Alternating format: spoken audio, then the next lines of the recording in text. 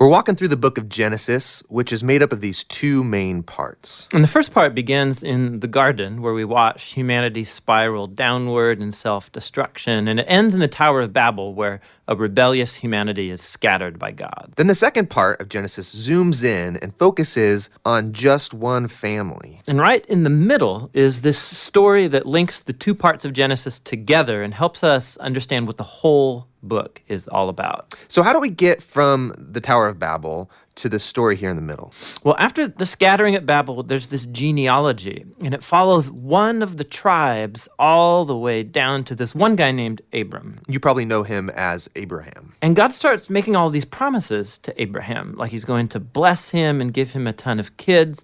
And he says that through him and his family, all the nations of the earth are now going to find God's blessing. So basically, God is trying to restore humanity back to the goodness of the garden and to his original intentions for the world. So it's like his rescue plan for humanity. And that's why the whole second half of Genesis is about this one family. And so you have Abraham, and then he has his son Isaac, who has Jacob, and then Jacob has 12 sons. And to each generation, God renews his promise to bless them and all nations through them. So because of this promise to use this family to rescue the world, it's pretty easy to read these stories as examples of how to be a good person. But actually, for the most part, this family is totally dysfunctional. So for example, let's go back to Abraham. This whole story is about God giving him and his wife Sarah a family, but two different times. He basically gives Sarah away to other men by denying that she's even his wife. And then Sarah gets impatient about having a son, and so she makes Abraham sleep with her servant girl, which then causes all of these other problems in the family. So they get really old, and you begin to think that there's no way they're going to have a kid of their own. But then, miraculously, they do. It's Isaac. And Isaac, he has two sons, Esau and Jacob, and it seems like things are going pretty good. But Jacob, the younger brother, wants the family's inheritance, which belongs to Esau, the older brother. So he devises a plan where he's going to steal it from his father, Isaac, who at this point in the story is now old and blind. Which, who does that? Horrible, stealing from your blind father. Yeah, and then he just takes off.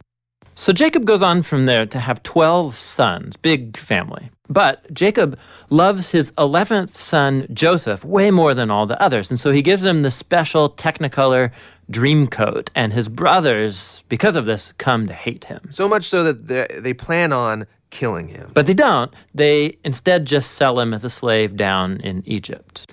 Now, while in Egypt, through this crazy series of events, Joseph goes from being in a prison cell to becoming the second in command there. And so later on, the whole Middle East falls into this food shortage. And Joseph's brothers, they come down to Egypt looking for food. And then when they get there, who should they find as the ruler of the whole land? It's Joseph, that guy they sold into slavery. But he actually saves them from starving to death. And so here you have it. These are the great-grandchildren of Abraham who have done this heinous act to their brother. But God has transformed their evil into something good. And that's exactly what Joseph says here in the last paragraph of the entire book. He says, you guys planned all of this for evil, but God planned it for good, to save people's lives. Now, these words, they conclude the book because they actually summarize the message of the whole story so far. Humans keep choosing evil, and we are thinking they're screwing up God's plan, but he keeps turning their evil back into good.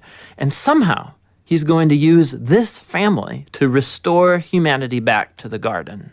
So that's the book of Genesis.